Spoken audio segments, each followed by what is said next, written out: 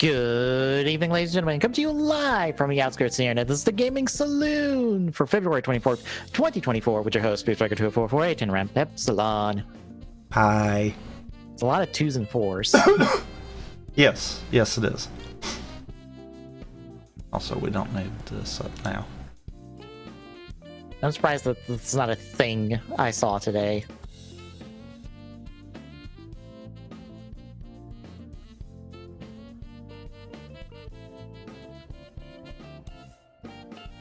But yeah, we have some stuff to talk about. One of them is not really a thing for us to talk about. It's more of a thing we'll talk about in 2 weeks-ish. Depending on what's announced there. Thanks, Nintendo.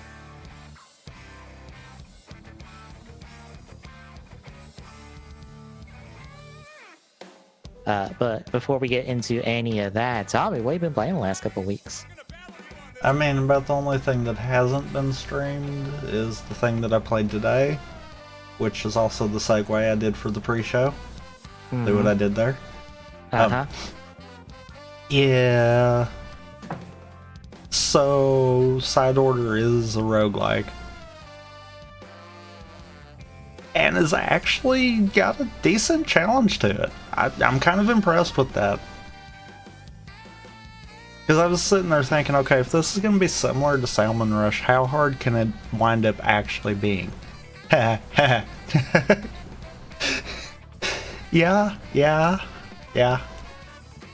Let's just say that you really miss not having teammates. Sounds about right. But you have a teammate. You have Pearl and her little drone. Yeah, as long as you can get the chips to actually let her do anything. Oh. Well. Yeah. I will say this. I have seen the plot of Side Order, essentially, kind of. The up to roll title plot or the past roll title plot? 2 credits plot. Okay.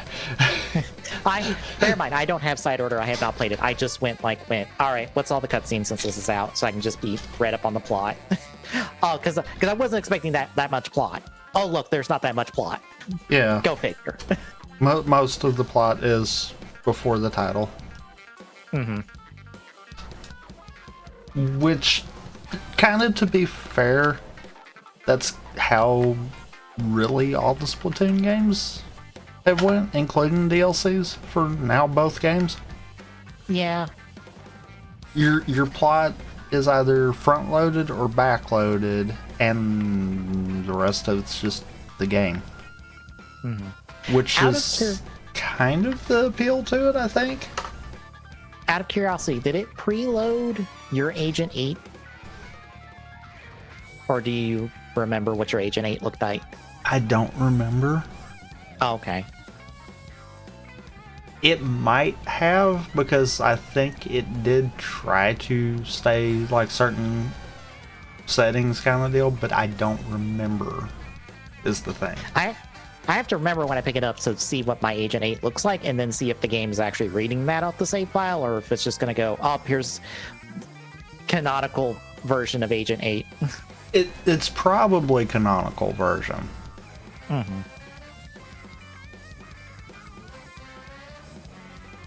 I do like it that our DLC for 3 follows up with Agent 8, Marina, and Pearl dealing with the stuff they're dealing with.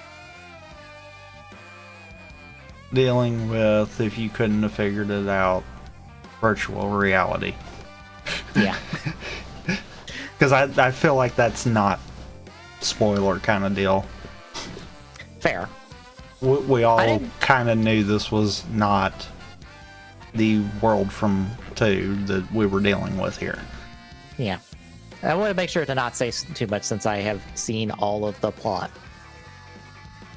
Granted, I'm not sure what I can even spoil, to be honest. I mean, depending on what everyone's kind of watched kind of deal, mm-hmm. you could wind up spoiling like some of the beginning stuff, because I don't think Nintendo actually went far enough into it to try to show the starting part of it. I know people have got. I know people did previews or got to play the game like a couple weeks ago, because the video I gave you a couple weeks back was people playing the game via Nintendo. I don't know how much of the story they got to experience. Granted, I don't know how much anyone cared enough to pay attention.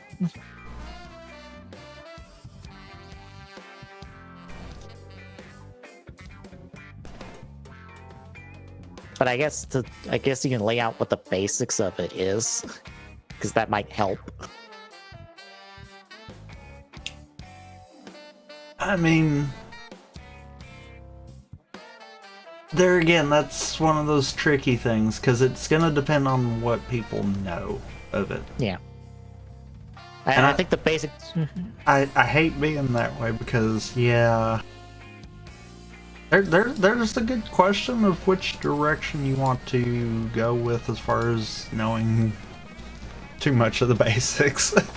I will say what takes place within the first 5 minutes of the game. You won't be saying much. Yeah. More or less the basics is you play as Agent 8, Pearl with her little drone friend are exploring a tower, and you are hook up with an old friend of Marina's from the Octarians, I guess, along the way. Also, that's not Pearl's drone friend, that is Pearl. I wasn't sure if that was a plot revelation or not. No, that's the immediate opening. You see that. Okay. I must have missed that, because I was just like, I don't know if this gets revealed later on or not, that this is actually Pearl and not a drone being controlled by Pearl. Yeah, opening, it's already told to you there. It's fully verified after you see the title, kind of deal. I do appreciate in this 5 minutes that the first time the two of them see Marina's friend, which I forget her name offhand, because she introduces you, she more or less pushes you through the tutorial. Pearl is ready to throw hands with her until she's like, nah, I'm old friends with Marina. She's Marie, and she's like, oh, really? Oh, okay, cool. That's fine. Because I believe, like, lore-wise, Pearl knew Marina was, like, part of the Octarians and was like, nah, we're cool. That's fine. She doesn't care. So meeting another, like, explicit Octarian, because, you know, she is colored like the other Octarians are. She's not colored like Marina is, or like Agent 8 is. She has the same, like, coloration that the Octarians have. Like, Pearl's like, nah, you're cool. I'm not gonna, like, question if you're, like, gonna backstab us or anything.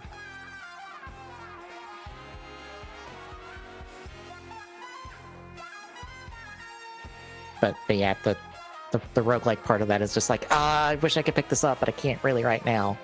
I can pick up something else to scratch my roguelike itch, but we can get to that later. I mean, you could pick this up too. I was about to say, it's 25, isn't it? I don't remember, actually. I think it's 25 because I follow a cheaper than a year of Fire Emblem Fire Emblem Heroes Pass account. And one of the things they tweeted was, Splatoon 3 side dish is cheaper than a year of Fay Pass at $25. Because I think the Fire Emblem Heroes Pass is $60. I forget. Sounds about right. What is the...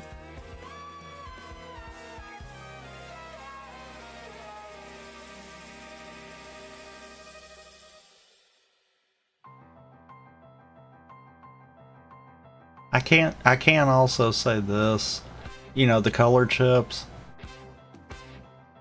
you get bonuses more so after the run ends. Yeah. If you can color match. So like if you've got two of them in a row together, then you get an extra 100 points on that run. I'm not going to go too far into all of that because, I mean, it is still new. Mm-hmm. But yeah, it's one of those, paying attention to what chips you're getting as you're going is very helpful. Yeah. By the way, it's $112 for a year of Fay Pass. No, 114 essentially. So then a lot of stuff is cheaper. Yes, that is the entire point of the Twitter account, is this is cheaper than a year of Fay Pass, or this is cheaper than a year of Fay Pass. But do you really want to pay? Like, I don't know if they made a joke about Suicide Squad, Kill the Justice League, and being like, it's cheaper than a year of Fay Pass, but do you really want to spend that money on that? I mean, they're not wrong.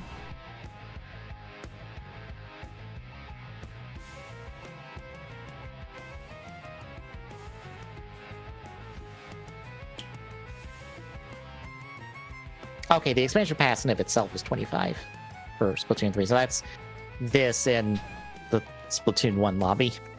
Really, this at the end of the day? Oh no, the Splatoon 1 lobby is actually kind of neat to go back to, in all seriousness. But it feels more like a bonus on top of, here is the chunk that you're really playing this for.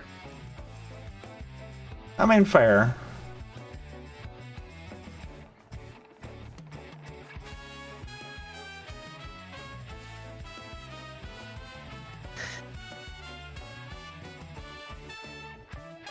Sorry, I see their tweet. A DLC that allows you to become a faker is free to get, and as such is cheaper than a year of Fay Pass. There is a Sonic Superstars free DLC that allows you to dress up Sonic as Shadow. So then he is the fake hedgehog around here. And I do mean dress up as Shadow. He's just wearing a Shadow costume.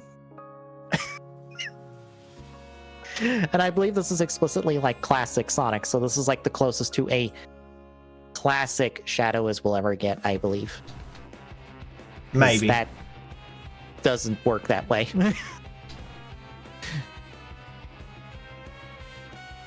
Honestly, I would feel weird seeing a classic Shadow, because I'm like, you don't belong in this art style. I don't know.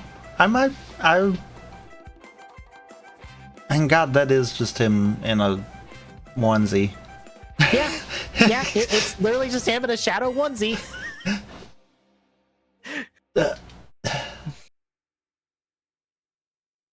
I don't know though. I mean,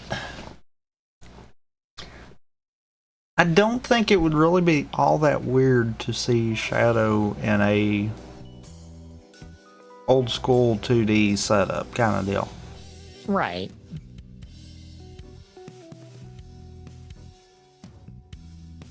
It might be weird on the animation side of things, actually, if anything. Because, you know, he doesn't run, he hovers.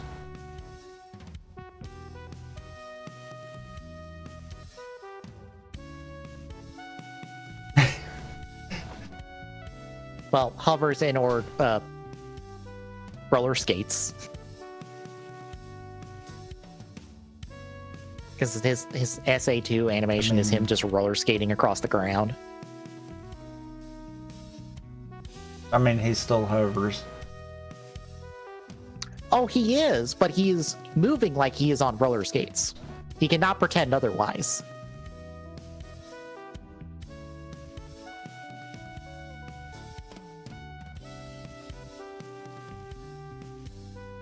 But anyway, anything else? No.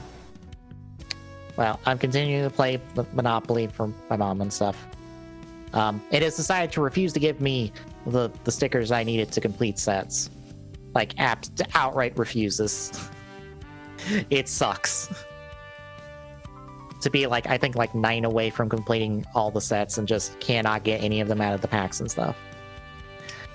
What has unfortunately consumed my time very quickly is a thing that apparently a lot of people on Twitch are streaming, and it's Balatro.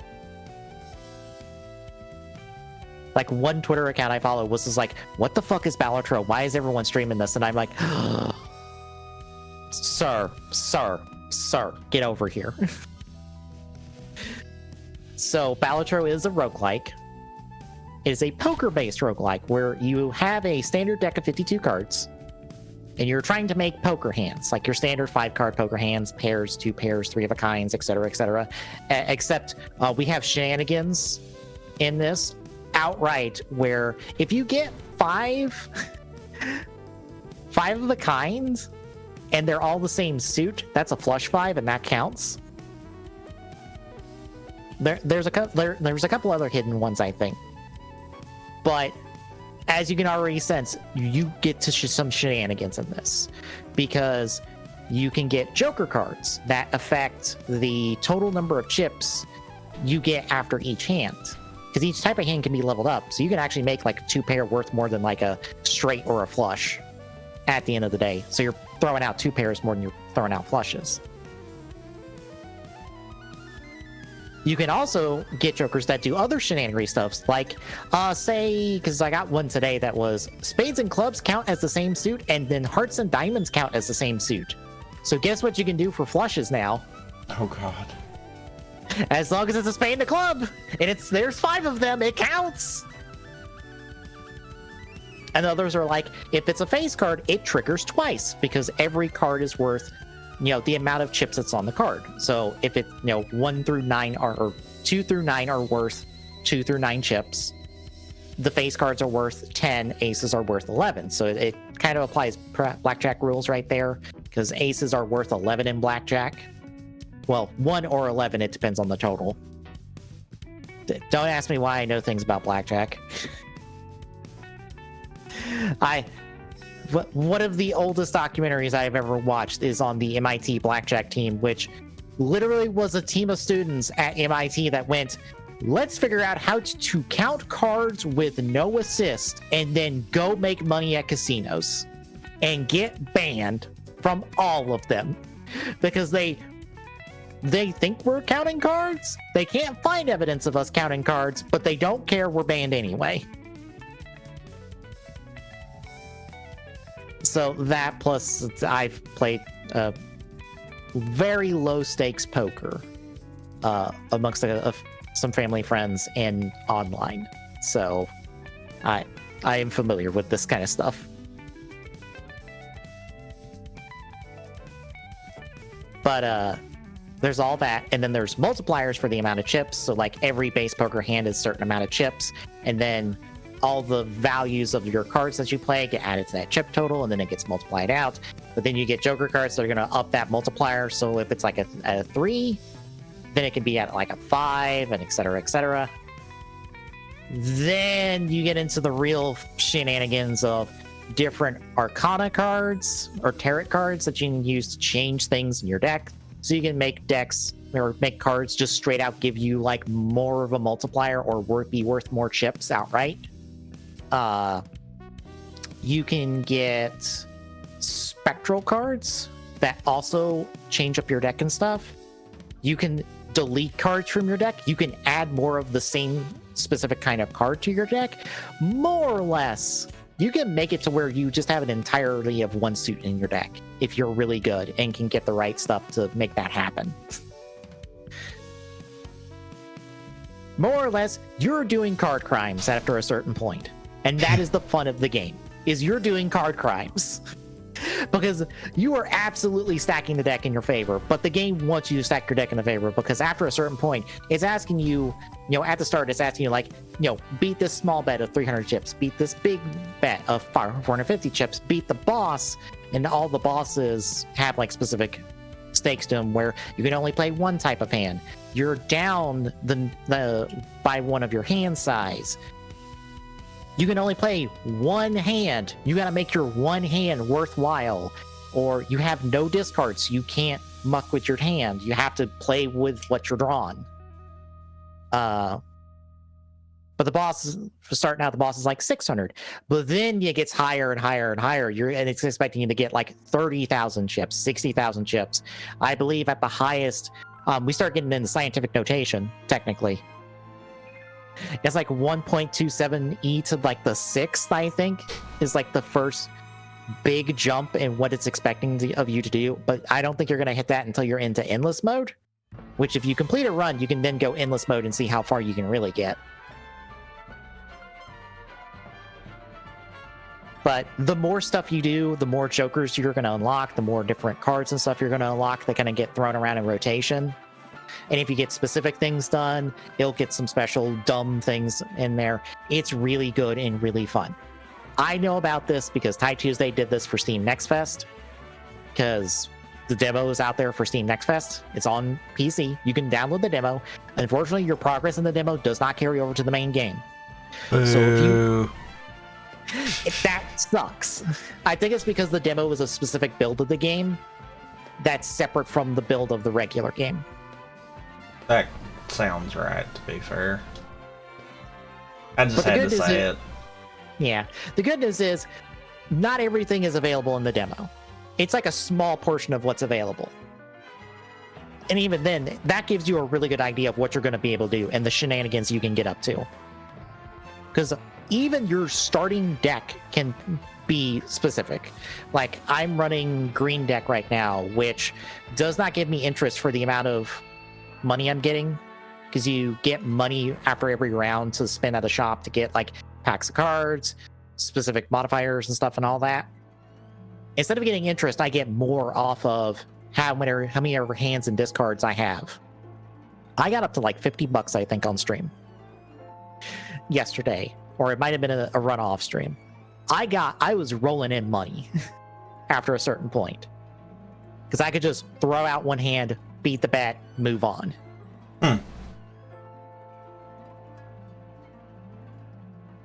But yeah, there's a lot you can do with this. It's one of those things of like a roguelike with poker cards, with like poker rules and stuff. Like, how does that work? How do you make that work?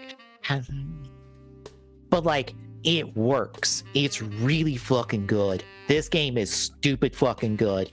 And you know what? Guess how much this is? How much?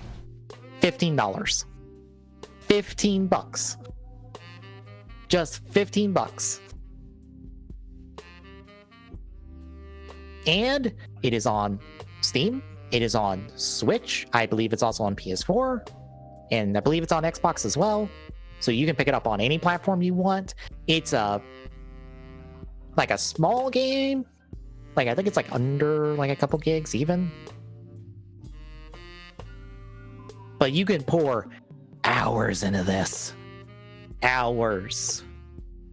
I'm already almost at 3 hours from what little I've played. But I know people who've put 80 hours into the demo with the limited things that are in the demo and put like 80 hours in. I think Ty's already put like too many hours. He's put 2 hours into the game. I'll put it this way. That's his normal thing, kind of deal. Yep. I'll put it this way. He got a review copy of the game, so like a day early. I think he got a hookup from one of his other friends, and a couple other people he know got the hookup for like a day early release. He literally turned on the stream 15 minutes before the embargo lifted the day before, like the day of it lifting. It was like, I'm going to hit this button. As soon as I can hit this button and play this video game, we're playing the video game. And then went for like 8 hours straight from then. And I think that was like 12 o'clock in the middle of the day. I cannot stress this enough. This game, very good. Give it a shot.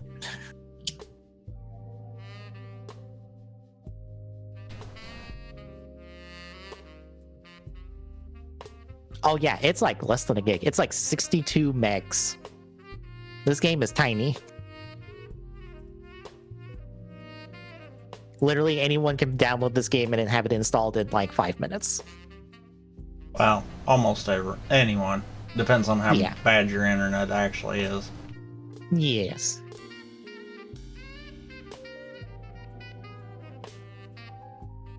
But yeah, besides that,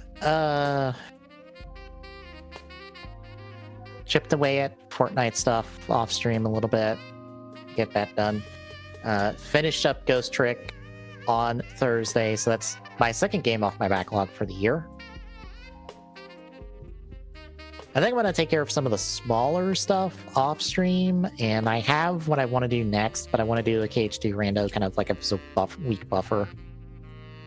Makes sense. What I want to do next is actually Wonderful 101. That is something I've been wanting to play through in full. I got so far in the Wii U version, and well, haven't booted my Wii U in forever. And I'll be honest, the remastered version like handles all like is just a better version of it. So I'm just gonna play the PC version.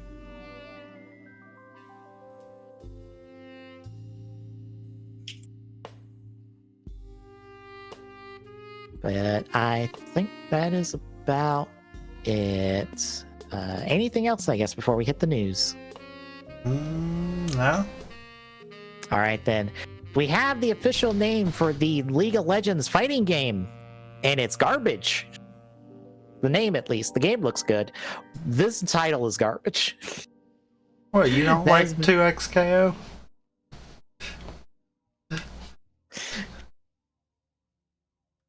God, I forgot what Maximilian Dude called it. Like 20 hugs and kisses, I think is what he called it.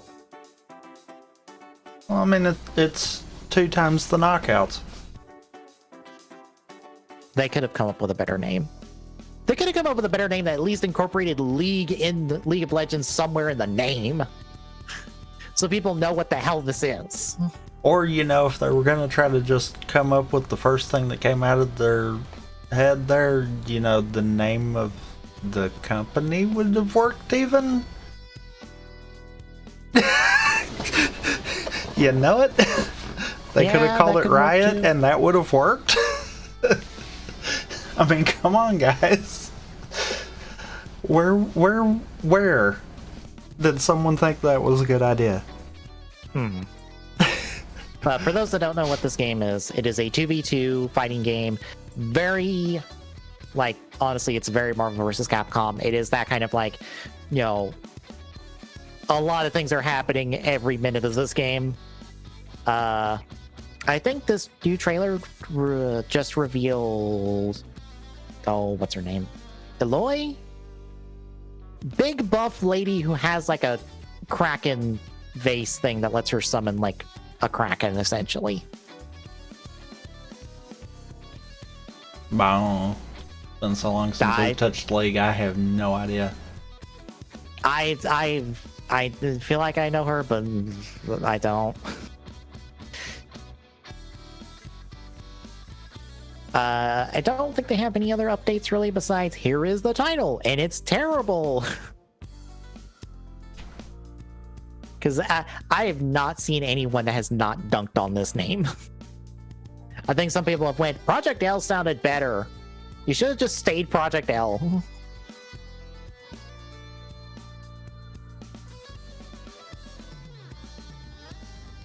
Yeah, otherwise, that couldn't work. That doesn't sell merchandise. What merchandise would we be selling?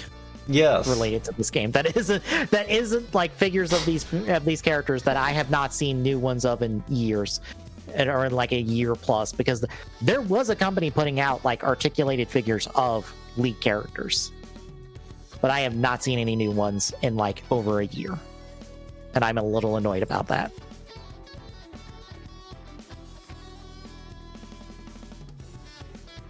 But yeah, it seems good. Any other thoughts? No. All right, then. Borderlands, the movie, has a trailer out in it. I don't know if you've seen the trailer, but it has like big Guardians of the Galaxy vibes on it. It feels like. Makes sense. Something about this makes me go, you looked at Guardians of the Galaxy and you use that as a template to make this Borderlands movie. Not that that's a bad thing, because this looks fine. It looks like this. The only thing that I feel like needs to come out of this is more people doing exactly like the title is doing here. For a Borderlands movie, if it is not ridiculous as all get out, then someone is doing something wrong. If they try to make this a super serious, we have to do this thing, then no. that's not going to work. It needs to be the ridiculous off-the-wall crap that you normally hear about when people play Borderlands. It looks right. That, as long as it can nail that, I think it should be fine. The gunplay I saw in the trailer looks a bit tame, considering what you can do in Borderlands, but otherwise it looks on point. It probably has to look tame for ratings. Fair. It's one of those I can overlook certain aspects if the tone is right. No one is throwing a gun at someone and it explodes and kills them. Yeah, they probably have to tone that down. Fair. I don't even know what this movie is like rated.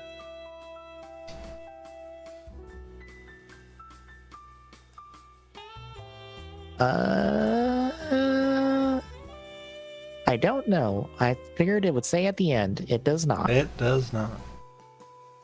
I don't remember who Claptrap's original voice actor is, but they are not playing Claptrap in this. Jack Black is playing Claptrap. Which, that's fine. It's odd to think it, but honestly, I think he's one of the few voice actors that it works for anything. I'll put it this way. Claptrap is lower in pitch, but he is on point for what Claptrap needs to be. It's just not as high pitched as Claptrap is normally. It's a little bit on the lower end of range. And I'm fine with that. I don't think anyone would be willing to put up with him for an hour and a half if he was like at 11 the entire time.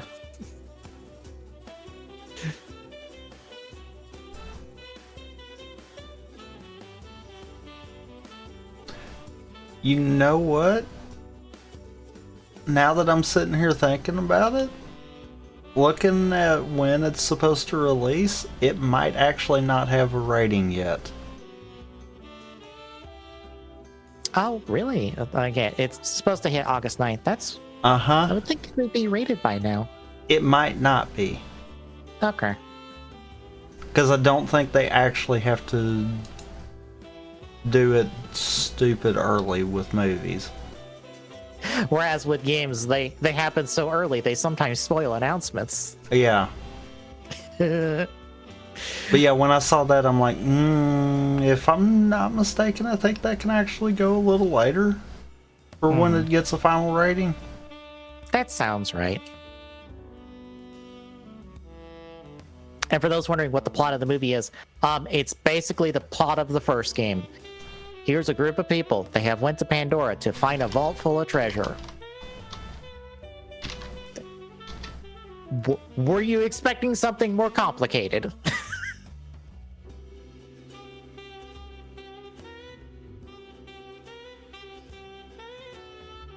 Yeah, everything from what I'm seeing, it's all speculation. I like what the movie's about. No, as far as its rating. So yeah, okay. I don't think it's finalized. Okay. Apparently, from what I'm seeing here, the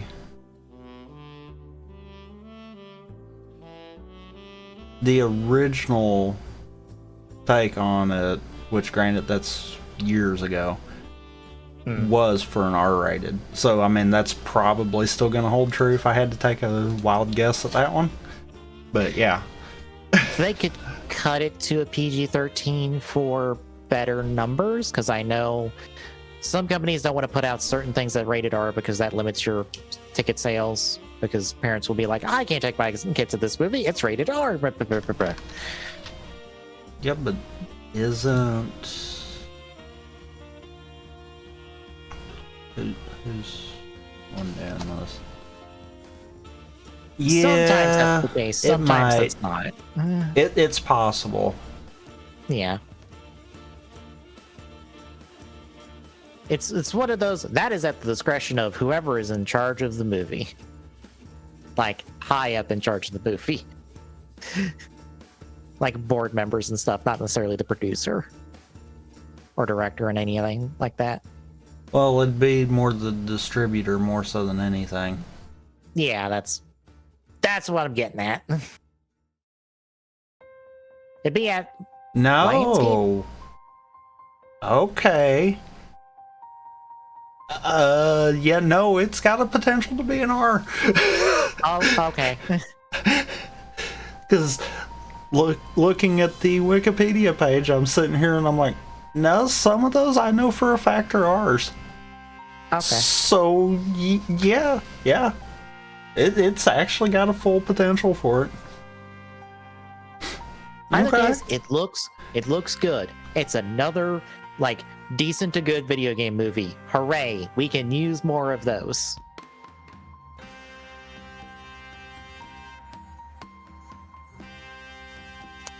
I guess any other thoughts? No. All right, then, real quick, Pokemon Presents is next week for Pokemon Day, which is February 27th. That is the short and long of that. I think the speculation here is the next gen of Pokemon games.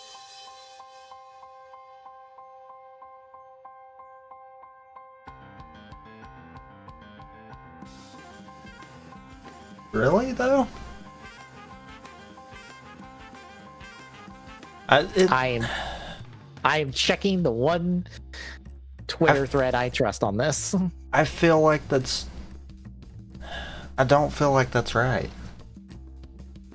I don't think it might not be the next gen, but we're looking at, I think the speculation is an Arceus style game for Unova, maybe? It's either something with Johto or something with Unova. That is the speculation. I Something hate involving one of those two reasons. I hate being this way, and I really do. But it wouldn't surprise me if we didn't see a Let's Go out of it. That's entirely possible. Arceus is a good game, don't get me wrong. But it definitely needed more refined on the open world aspect that it was trying to play with. And the Switch is not hardware capable of doing that. Or at least Game Freak is not capable of making the hardware that one do that. That one. Because just look at Scarlet and Violet. If they got Monolith in on this, maybe. Because Monolith Soft knows what the fuck they're doing to make open world games run on the goddamn Switch. They can work their black magic into something unless they get involved in this, which, bear in mind, Monolith Soft does have an entire studio dedicated to doing support work for Pokemon, for Nintendo games, so it's not like they can't be called on to make this thing work.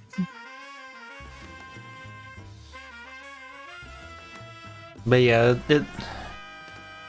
it's one of those that I don't think we're gonna see the next generation, for sure.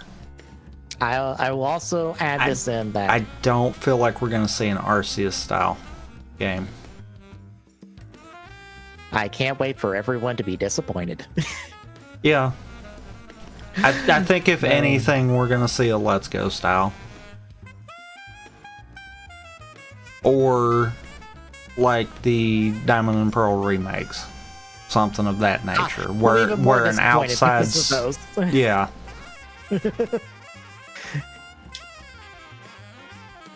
What I'm hearing is people are going to riot. I would hope they wouldn't do something like that a second time, but when you're backed into a corner, sometimes you might have to. I will also add in this into the speculation. This is what we're currently looking at in terms of the Switch 2, Switch whatever the fuck it's going to be called. Because apparently there's been an internal delay to put the Switch out next year, like early next year, instead of fall of this year. It's almost as if I might have called that. And apparently Nintendo has put in an internal delay so that they can work on the games more that they're putting out at launch. I don't think it's that. Probably not. I think they figured out what pattern they need to do, and they intentionally are delaying this to March. Because I also saw something earlier today saying that, now granted it's speculation with this, but someone that was informed about the Epic Mickey remaster was also informed that Nintendo was planning to release Prime 4 later this year. Why wouldn't they hold that back for the new Switch? Why would that still be on the docket for this year and not be delayed to next year also? Yeah. So that tells me that that's not going to be the thing. Prime 4 more than likely is going to be a dual release, much like Breath of the Wild was. Yeah. I'm fully expecting that. But I think we're going to see the Switch version first. And if the new Switch is using the cartridges too, and it's a technical hardware upgrade like the 3DS, new 3DS stuff was, then Prime 4 is just going to run slightly less optimized on the older Switches. And I could see Nintendo doing something that nature more so. But the timeline we're looking at right now, which, bear in mind, this may or may not hold true, because again, it's rumor, speculation, leaks. Take it all with a grain of salt. Is there's supposed to be an indie world in about March or early April, much like our partner showcase that we got this week. There will definitively be a full, proper Nintendo Direct in April, and then the Switch 2 will get revealed E3 season in June. I think we'll get a tease before that, though. That is what they've also said, is that it is very likely that we will still get, much like we got with the first reveal of the Switch, that same sort of first reveal for Switch 2 in March. Because that's kind of where we're expecting the first look to be, is next month.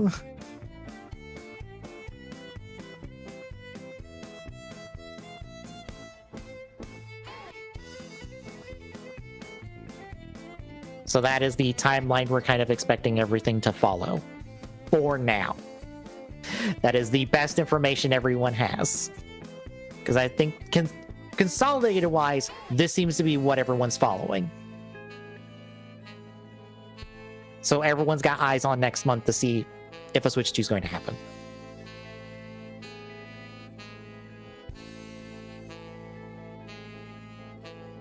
Also, pretty much the Direct that's in April will be the last Direct dedicated to the Switch, most likely.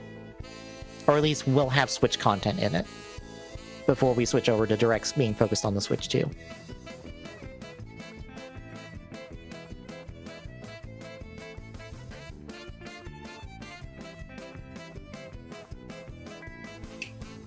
I just hope this Pokemon Presents gives me something interesting to look at, because they sure do front-loaded with all of the mobile game and all that other stuff that I don't care about. So I really hope it at least ends with something cool. Right.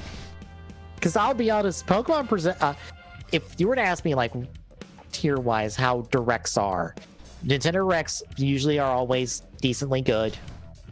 You know, some of them hit it out of the park, some not so much, but I feel like I always come away interested in something new from a proper Direct. Partner showcases are hit and miss, but I still feel like I always come away with something to be interested in. Indie Worlds, less so. And then there's Pokemon Presents, where I feel like 90% of I could sleep through 90% of a Pokemon Presents and then wake up at the last 5 minutes of it and see what I'm actually interested in. Because I know how all the Pokemon Presents are formatted the same way. And God, do I not care about the first 90% of the content. Right. I will give Pokemon credit. they are better at putting on a show than Digimon is, because good lord, is every single Digimon event I have ever tuned in for a fucking snorefest that sucks ass. They have all been bad. Why are they so bad? Be better, please.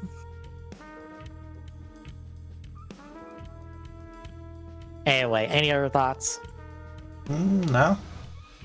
All right, then. Speaking of partner showcases, it is the partner showcase that we got this past week that some people were like, I legitimately saw someone who was like, why was Metroid not announced at this partner showcase? And I'm like, You failed to realize what the partner showcase was for.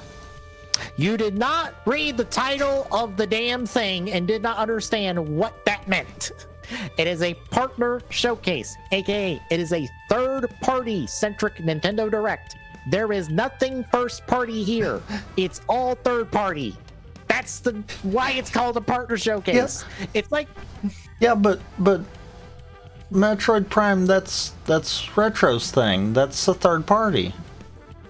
That's a first party IP. That is not how this works. That's like walking into an indie showcase and expecting a Call of Duty announcement. Yep. What's wrong with you? Read. But in all seriousness, I think that's what some of it is. I think people don't really realize that because every Prime game and most of the Prime adjacent games were made by Retro. I also think it doesn't help that people just want Prime 4 fucking announced and are gonna bang on about it until it's fucking announced and released, and they will still find a way to bang on about it. Yep. And I'm like, people, care about something else, please, for your own sanity. Care about anything else. I'm more of the mindset, if the Prime 4 thing doesn't happen at the end of the year, I think we'll probably instead see a Prime Trilogy remaster, with Prime 4 being the launch game for the next Switch kind of deal. You have a stupid good Metroid game you could be playing right now, again. Yeah. 2 of them even. 2 of them are on the Switch. You could be playing either one of them. 3, because isn't Super Metroid on the NSO stuff? Yes. 3. There's 3 Metroid. I'm sure there's more as well. There's 4. Yeah, because Fusion's on there too. There's 5. The original Metroid's on the NES side of it. Okay. I'm a little wary of like counting original Metroid and like Metroid 2. Okay. 2D Metroids, Fusion, and Super Metroid, I think, are the 2 that typically stand out amongst the rest. Yeah. But quite frankly, Zero Mission is a retelling of the first one. Yep. Meaning if you like Zero Mission, you also like the first one. You just like it with less jank. Yeah. That's why I'm wary of counting like the first 2, because I'm like, oh, they've got that early game jank, so it's like, that's gonna 50-50 people. You have other Metroid games. Hell, you've got other video games and other shit to care about. Don't bang on about this one goddamn game every time a Nintendo Direct happens. Please. I am just at the point of, it would have been nice in the how many years since we got the title card for it? Because I don't count that a teaser even. At least give us something. They did. They told us that the development restarted like 2 years after that. Yeah, but you also can't share any kind of, I don't know, any more information. Make it seem like you're at least thinking about it. I think Nintendo is scared of saying. That's where the problem is. Nintendo has. If they were even at the point in some of these directs leading up to this of being like, oh yeah, right now we don't have any big information on it, but we're still in works for this. Yeah. That would be enough to put everyone at rest. Because right now, what it looks like is we got the title card, they restarted development, and then canned the project because we haven't heard another peep out of it. Yeah. And that's exactly how that looks. I think they're scared to say anything that isn't just, here is the game, here's a nice big good look at the game, and here's a release date. They're scared of not being able to do that. Otherwise, people are going to fucking riot because it's like, okay, oh, look, you're giving us a teaser again. Okay. But it would calm people down, to be fair. I'm sure. Even when we got the Prime Remaster, there wasn't even a peep. And that would have been the perfect way to be like, okay, we're still working on this, but in the meantime, here you go. Mm-hmm. And they didn't even do it that way. And it's like, did Jens forget there was another game coming in this series? Is that just something that only the people that saw that title card knows exists? I mean, yeah. I think it more is aggravating when they do stuff like that because of the fact of we, on the consumer side of it, at least expect to hear talk of it again. And here we are with something that actually gained traction and had people invested, and we're just being quiet about it. Yep. It's one of those, everyone knows there's going to be another Mario game when the next console comes out. So no one's pestering over that. Everyone knows there's going to be another Zelda game. There's not pestering over that. That's because those are proven franchises that Nintendo hasn't abandoned for years. Yep. It would be as if they dropped a title card for a Star Fox game and then just walked away from it for years. The same crap would be happening there. Because it's like, really? Where is anything pertaining to this? You can't just do that.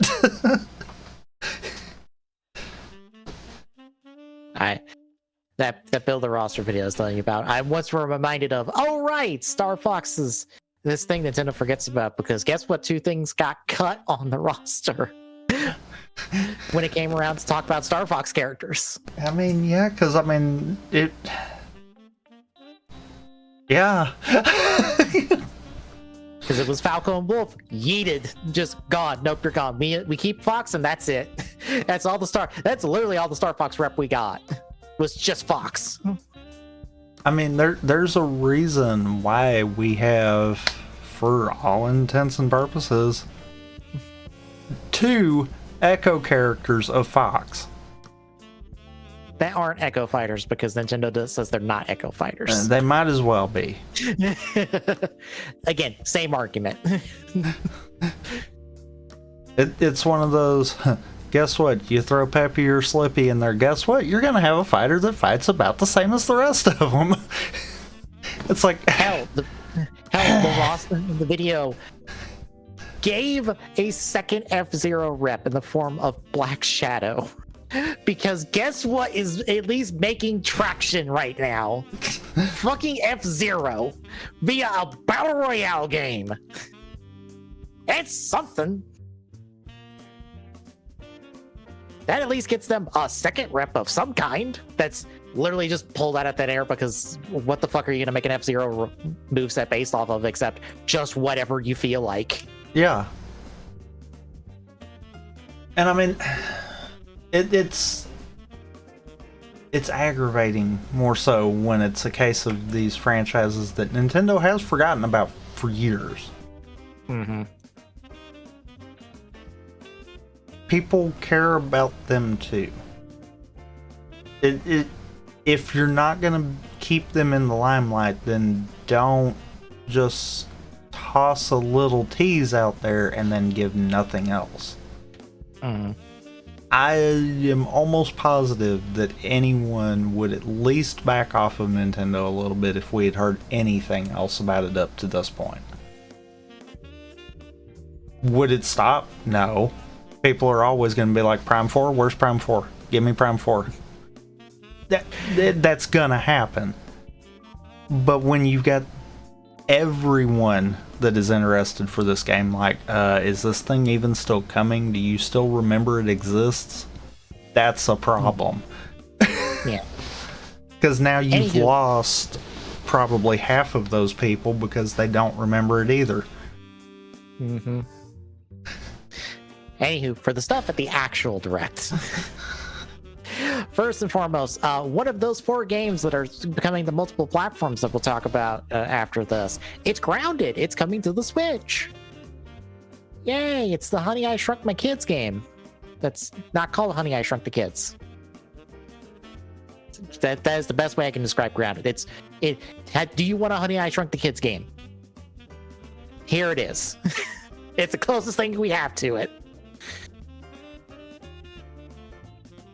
Ender Magnolia Bloom, from the folks who did Ender Lilies, which I didn't quite connect game-wise until I looked up Ender Lilies and was like, oh, right, that game! Where you're, like, not directly fighting things as the little girl, you're kind of, like, fighting via this knight guy that you're kind of summoning and using to attack. Keys has done speedruns of this. And Archipelagos. Yes. Unicorn Overlord, which is the new game from Vanillaware, got a demo that you can carry over progress for, and it comes out in like 2 weeks. I actually played this demo. This is a chunky ass demo. I think you can probably get the first like hour or so of the game, because there's a lot in this game. Because it is, you have like overworld, like Final Fantasy, old classic Final Fantasy style movement overworlds, but then you have RTS battles where your units are made up of several characters that are in a 2x3 grid, that each of those classes has different attributes and stuff to them, and it's about like picking the correct formation of characters for the right situation. It's a lot, and I am very on board with this because, again, it's Vanillaware. They make really gorgeous, really good video games. They're kind of a very underrated company. But yeah, the demo's out on Switch, and it's out on other platforms as well. So if you want to check that out, do. Vanillaware does good work. Monster Hunter Stories is getting an HD remaster for Switch and for PlayStation 4 and PC. I shouldn't be surprised by this because 2 was multi-platform.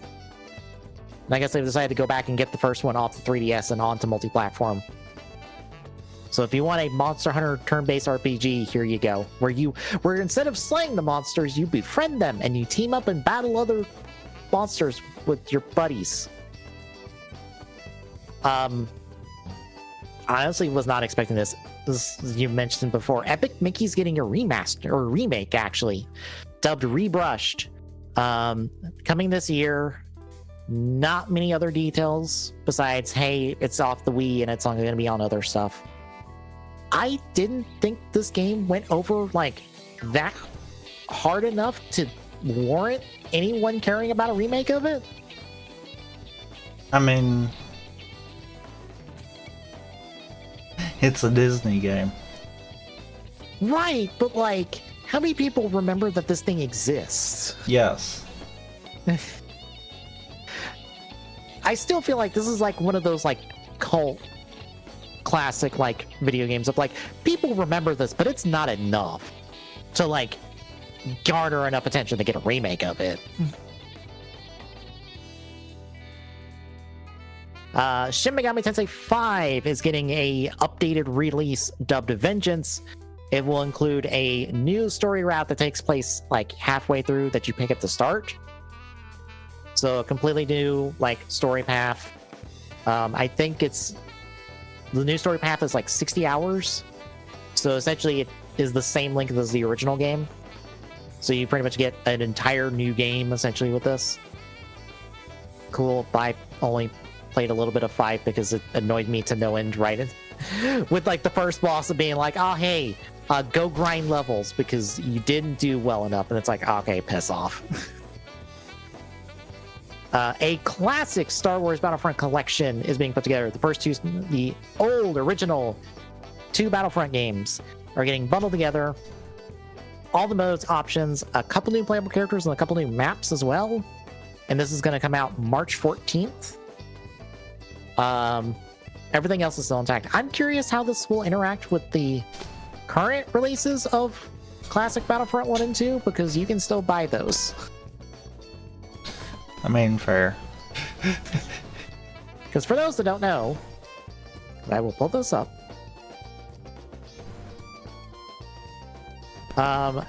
Original Battlefronts 1 and 2 are still buyable for $10. And this classic collection is $35, apparently.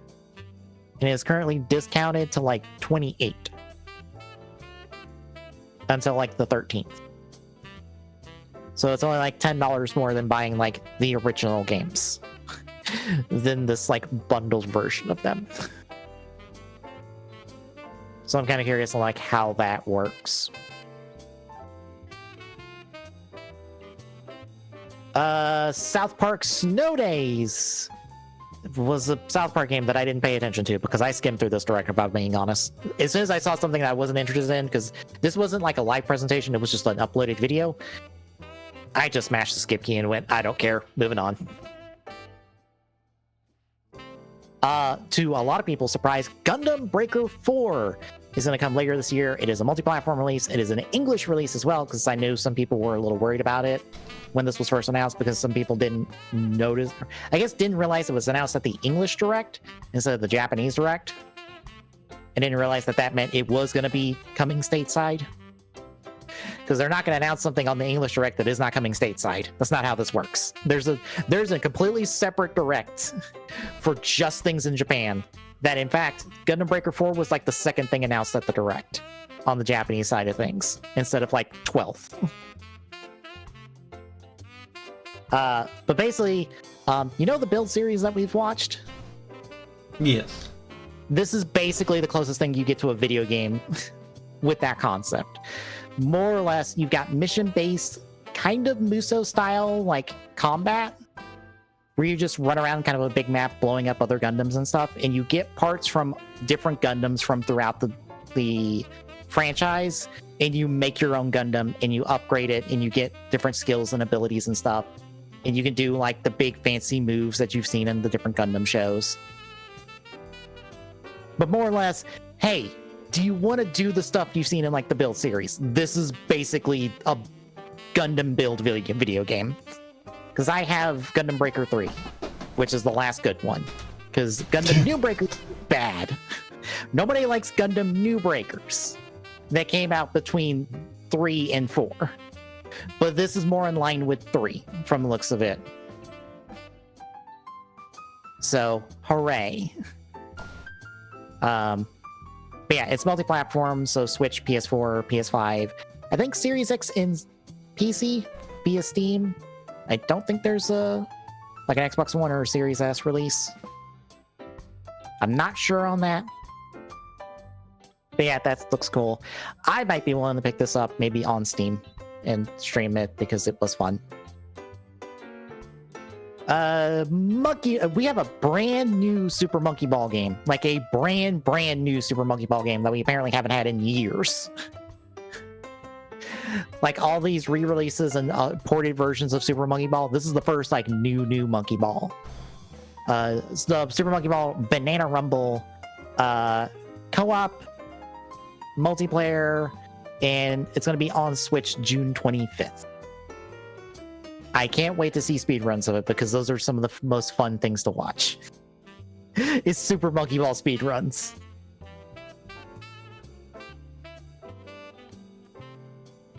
World of Goo 2 is getting a release on Switch May 23rd.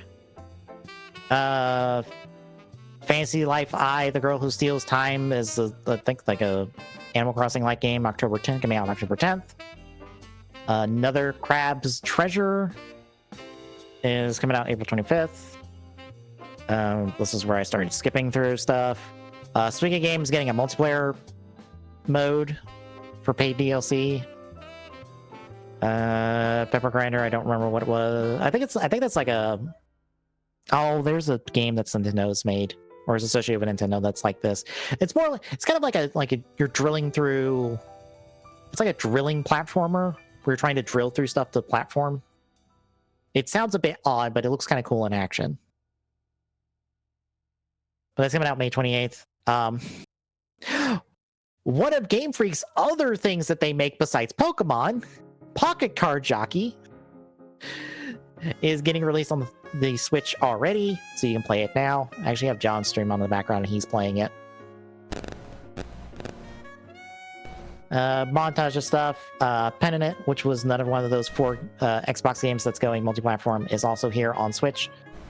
And last up, a collection of rare classics are coming to the various Switch Online emulators: Snake Rattle and Roll, RC Pro-Am, Battletoads and Battle Maniacs, Killer Instinct, and Blast Corps to the respective Switch emulators those things came out on. And lastly, the thing that confuses me, because I don't know what this is, Endless Ocean Luminous, because people were excited for it. Essentially, would you like to explore the ocean with friends? Except not like Subnautica, where everything's hostile. You just chill out and like explore an ocean and see fish and stuff. Up to 30 people online can do this. And that is the partner showcase. Additionally, over in the Japanese Direct, Mother 3 was announced to come to the Switch Online in Japan. Which I'm sure upset people, because people have been wanting Mother 3 officially released in English for years, and they still haven't gotten it, and will probably continue to not get it. But anyway, how do you feel about the rest of the showcase here? I mean, meh. Fair, like, Breaker 4 being announced, cool, that's got my interest.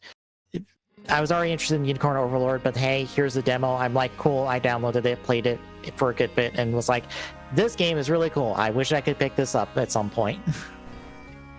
But otherwise, I didn't really come away with, like, super whole lot more.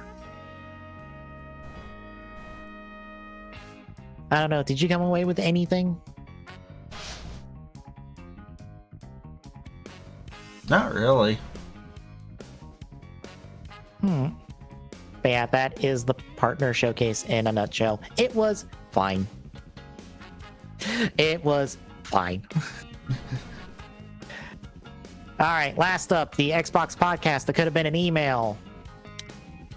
So to sum up, a 20-minute podcast apparently is what they're calling it. Apparently it was just Phil Spencer talking for 20 minutes. Really? 4 games are coming to multi-platforms. Guess what? We've already seen 2 of them. Those are Grounded and Penitent, and then Hi-Fi Rush and Sea of Thieves are coming to the other platforms that are not the Switch. They didn't say what games, but oh look. And then they said that new hardware is on the horizon. I wonder what that new hardware could be. It could be anything. It can't be the thing we know about from the FTC leak, right? No, not at all. It's totally not going to be a refresh, like a new refresh version of the Xbox Series X. That is literally on their schedule. And I believe they said, oh, what did they say? I think they said that they would have more news like in June, which is exactly when they said that this would be announced in that FTC leak. And it would be released in the fall, which is also when the FTC leak said it would be. So I can't wait for people to be disappointed when it's a refresh and they were thinking it's something else entirely. Like, guys, we have official documentation from Microsoft on what this is going to be. They didn't want us to have this official documentation, but the FTC said otherwise.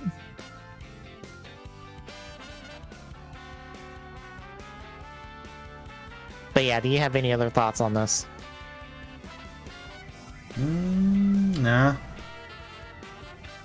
Like I said, this could have been an email. I don't know why they did this. I don't know what possessed them to think that there was a big enough uproar to address this in a podcast form, because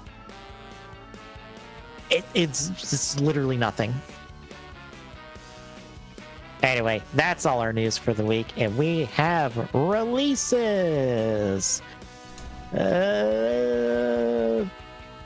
I think I'm gonna skip down to the 27th, where we've got Power Wash Simulator Warhammer 40k Special Pack for Xbox One Series X, PlayStation 4, 5, and Switch. On the 28th, Brothers: A Tale of Two Sons remake for Series X and PlayStation 5. Star Wars Dark Forces remaster for Xbox One Series X, PlayStation 4, 5, and Switch. Stranger Things VR for Oculus Quest. On the 29th, the thing everyone's waiting on, 7 Rebirth, will finally be out. Technically, people have their review copies out, so information is out about the game. But it will officially be out the 29th. Besides that, Picross S plus Picross E2, E3, E4, E5, E6, E7, E8, and E9 are all coming to the Switch. I assume those are all DLCs. Where's E1? I think that's understood to be the first one. Nope, not understood.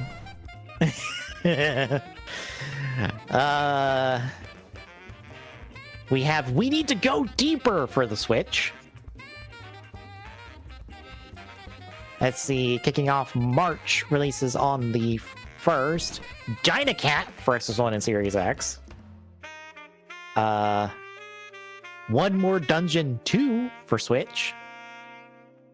Let's see, on the 3rd, Crazy Goose Simulator for Switch.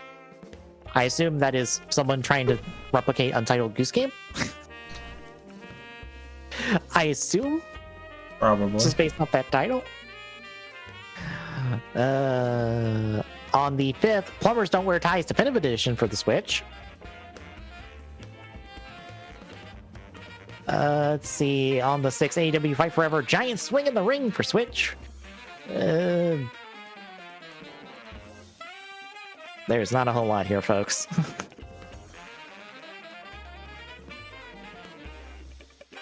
I will skip down to the 8th with Unicorn Overlord for Series X, PlayStation 4, 5, and Switch, and then WWE 2K24 for Xbox One Series X, PlayStation 4, and 5, and then Warhammer 40k Daka Squadron for Switch. I assume that's how you pronounce it. Daka. Your guess is as good as mine.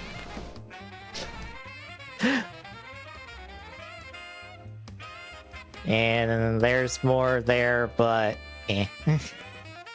none of them seem that interesting. But you can see the full release in our notes. So, any other thoughts? No. Alright then, tomorrow, it's Sonic Adventure 2, as we see who can get the furthest in like an hour and a half or so.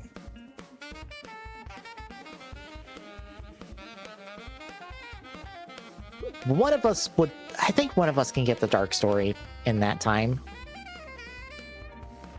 Maybe.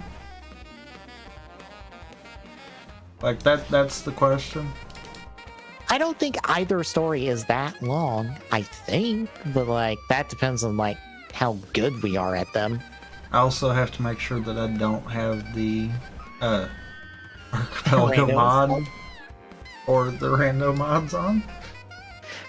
Well, I don't have to worry about that, so it's fine.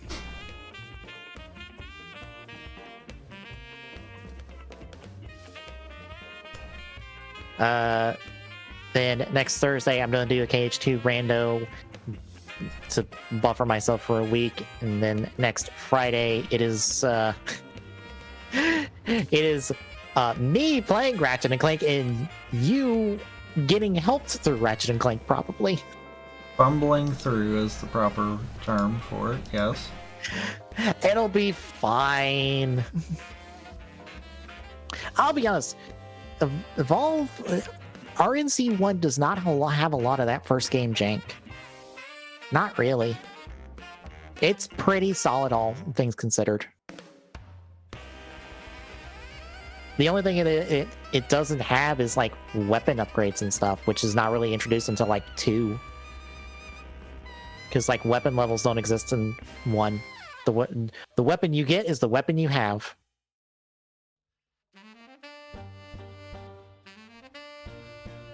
So I think you'll be fine.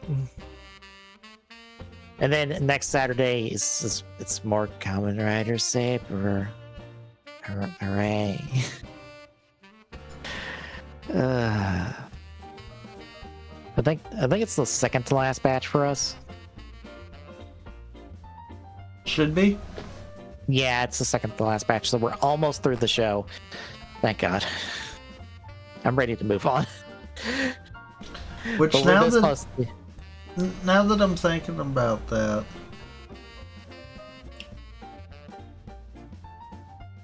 our final villain is literally getting started now.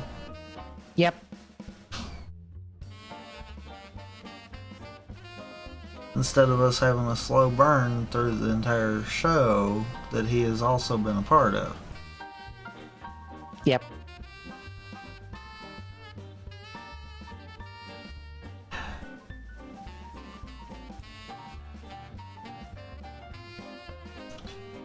Somehow it has the opposite problem that Build and X8 have. Yep. It has that problem people complain about in Double, where I'm like, honestly, I'm okay with it.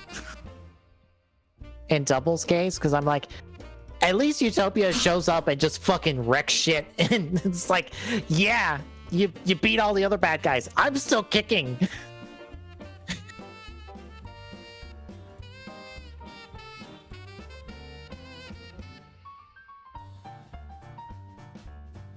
But yeah, that is the week ahead, folks. But you'll be streaming between now and then as well. I'm gonna leave it up for debate on when I'm gonna be this, at least next few weeks, kind of deal. Fair. So yeah. Current plan probably is me doing something Monday, but as to what, I'm not 100% on.